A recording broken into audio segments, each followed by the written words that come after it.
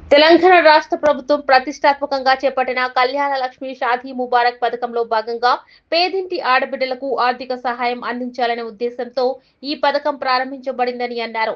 నేడు హన్మకొండ సుబేదారిలోని ఎమ్మెల్యే నివాస క్యాంపు కార్యాలయంలో హన్మకొండ మండల 1, 2, 56 డివిజన్ల మరియు హసన్పర్తి మండల పరిధిలోని కళ్యాణ లక్ష్మి షాదీ ముబారక్ 132 మంది లబ్ధిదారులకు 1,34,15,544 రూపాయల విలువ గల చెక్కులను గౌరవ వర్ధనపేట ఎమ్మెల్యే విశ్రాంత ఐపీఎస్ అధికారి కేఆర్ నాగరాజు పంపిణీ చేశారు.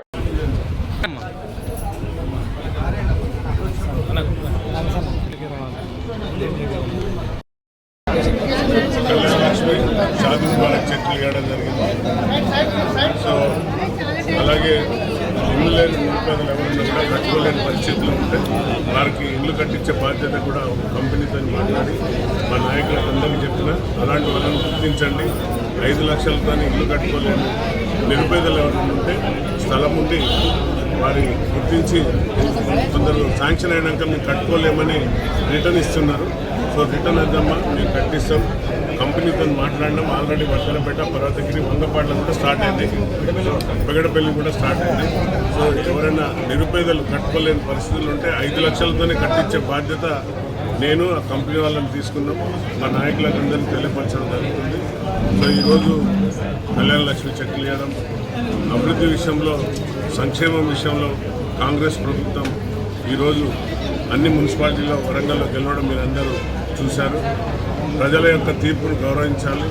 మరి ఓటర్ మహాశయులకు, వర్ధనపేట మున్సిపాలిటీ మహాశయులకు అందరికీ కూడా నేను మా కాన్స్టిట్యున్సీ తరఫున అలాగే నాయకుల తరఫున వారికి హృదయపూర్వక ధన్యవాదాలు చెప్తున్నాను. అలాగే అన్ని డివిజన్ల నుండి తర్వాత అందరూ నాయకులందరూ వచ్చి తమ వంతుగా అక్కడ అండగా నిలబడి ఆ నాయకులను గెలిపించింది కాబట్టి వివిధ డివిజన్ల నుండి వచ్చిన అధ్యక్షులకు, వివిధ పార్టీ సైనికులకు, కాంగ్రెస్ పార్టీ కుటుంబ సభ్యులకు అందరికీ కూడా వర్ధనపేట నియోజకవర్గం నుండి వారందరికీ హృదయపూర్వక ధన్యవాదాలు. మరి నిన్న ఆరూరు రమేష్ గారు మాజీ ఎమ్మెల్యే గారు ప్రెస్ మీట్ పెట్టి ఫ్రస్ట్రేషన్లో ఏమో మాట్లాడుతున్నారు.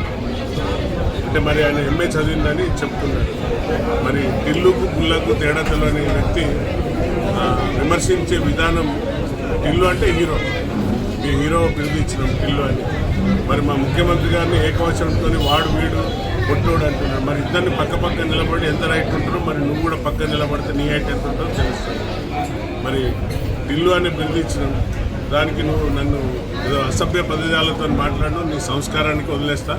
నాకు కూడా అనొస్తుంది, ముల్లేక బాల్ అనగలను, కానీ అది నా సంస్కారానికి అడ్డొస్తుంది. నేను చదువుకున్నాను, మరి చదువుకున్న వ్యక్తిని, మరి పోలీసు అది 35 ఏళ్ళ సర్వీస్ చేసి వచ్చిన మరి నేను కూడా తిట్టగలుగుతా. కానీ ఇది తిట్టుకునే సంస్కృతి కాదు. మనం ప్రజలకు ఏం సేవ చేస్తున్నాం, ఎలాంటి మెసేజ్ ఇస్తున్నాం అనేది ఇంపార్టెంట్. నువ్వు తీసుకొని వచ్చి ఎన్నో వాగ్దానాలు చేసి మున్సిపాలిటీలో ఎవరైతే లంబాడి తండాలను కలిపినావో ఆ తండాలు తీసేస్తాను, 100% తీసేస్తాను. మరి పగటి కళలు కంటాను ఇంకా వాళ్ళు, మేము 2 ఏళ్లలో మళ్ళీ మేమే వస్తే అధికారం అని పగటి కళలు కట్టుకుంటా ఈ యొక్క డైలాగులు కొట్టుకుంటా నిన్న ఇష్టం వచ్చినట్టు మాట్లాడారు. మరి మా పిల్లలు, మా కొడుకు కోడలు, మా అమ్మాయి సాఫ్ట్వేర్ ఎంప్లాయీ, ఆ అమ్మాయికి నువ్వు వచ్చి చెక్ చేసుకో, లేకుంటే నీకు పంపిస్తాను, ఆధారాలతో పంపిస్తాను. ఆమె లోన్ తీసుకొని ఇల్లు కొనుక్కున్నారు వాళ్ళు. దానికి 80 కోట్లతో సంథింగ్ ఏదో నిన్న స్టేట్మెంట్ ఇచ్చిండు, గెస్ట్ హౌస్ కట్టుకున్నామని. అక్కడ వచ్చి చూడండి, మీడియా మిత్రులు కూడా వచ్చి చూడండి. ఆ ఇల్లు పత్రం, ఆ లోన్, బ్యాంక్ లోన్ అవన్నీ చూసుకోండి. ఆ అమ్మాయి సాఫ్ట్వేర్ ఎంప్లాయీ, యుఎస్ రిటర్న్ అమ్మాయి, మా కోడలు డబుల్ పీజీ. మరి ఆమె చదువులో నువ్వు నేను ఎవరం కూడా పలాదు. మరి వాళ్ళని పట్టుకుని నువ్వు కుటుంబ సభ్యులను కూడా లాగుతున్నావు. మరి నీ విజ్ఞతకి వదిలేస్తున్నావు. మానసికంగానే మేమే గెలిచినాం అంటున్నావు, నైతికంగా గెలిచిన అంటున్నాడు. మా పార్టీలో ఉన్న కట్టప్పల వల్ల అక్కడ టీఆర్ఎస్ ఒక 3 or 2 గెలిచింది. మేము ఏదైతే గెలవాలనుకున్న సీట్లు మా కట్టప్పల వల్ల అవి ఓడిపోయినాయి. తప్పనిసరిగా ఈ విషయాన్ని అధిష్టాన దృష్టికి తీసుకెళ్తాను. వారిపైన చర్యలు ఉండే విధంగా చర్యలు తీసుకుంటాం. మరి సోదరునికి మౌలిక సదుపాయాలకు, అభివృద్ధికి తేడా తెలుస్తలేదు. మరి 10 ఏళ్లలో ఇల్లు ఇవ్వలేదు నువ్వు, మరి మీ ఇల్లు ఇచ్చినాం. 10 ఏళ్లలో రేషన్ కార్డు ఇవ్వలేదు, రేషన్ కార్డు ఇచ్చినాం. మరి 10 ఏళ్లలో నువ్వు అభివృద్ధి ఏం చేసినావు? నువ్వు 10-20 ఏళ్ళ నుండి నువ్వు కాంట్రాక్ట్ అన్నావు. నేను కాదంటలేను, నువ్వు కాంట్రాక్ట్ మరి నువ్వు కాంట్రాక్ట్ కాబట్టే ఓన్లీ నీ దృష్టి అంతా కూడా కాంట్రాక్ట్ పనుల మీద జరిగింది. రోడ్లు వేసినా అన్నావు. రోడ్లు మౌలిక సదుపాయాలు నువ్వున్నాయాలి, నేనున్నాయాలి, ఎవడున్నాయాలి.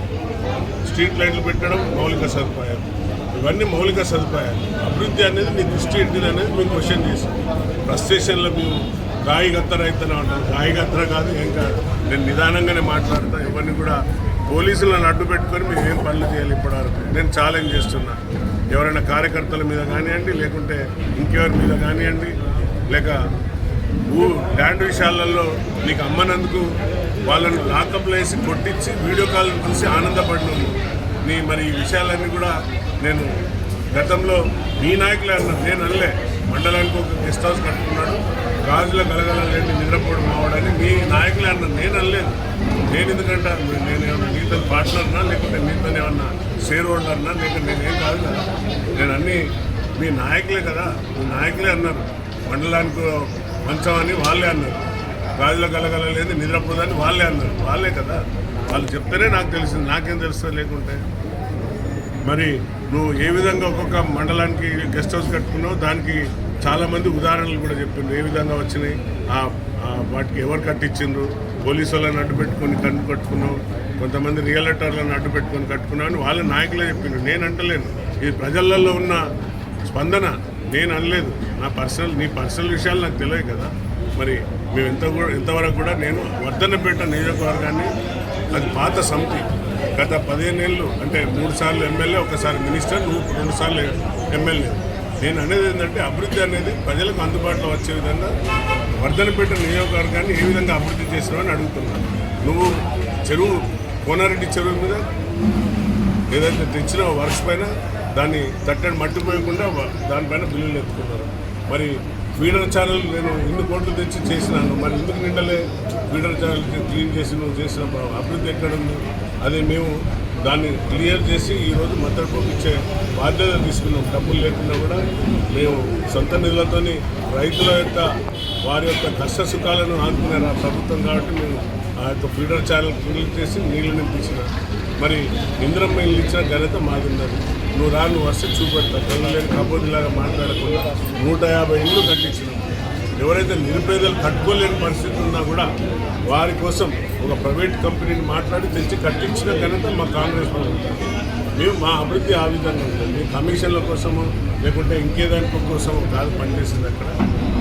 అలాగే ఇప్పుడు 200 కోట్లతో ఇంటిగ్రేటెడ్ స్కూల్ తెచ్చింది.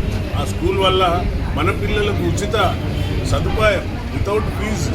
అక్కడ ఫుస్కోస్ ప్రైవేట్ స్కూల్ ఉన్నది, పక్కకే ఇంకో రెడ్డిది ఏదో స్కూల్ ఉంది, ఏం స్కూల్ పుణ్యాల దగ్గర ఏకశిలా స్కూల్ ఉన్నది. ఇలాంటి స్కూళ్ళల్లో మన బడుగు బలైన వర్గాలు బీసీ పిల్లలు అధిక ఫీజులు కట్టి పాపం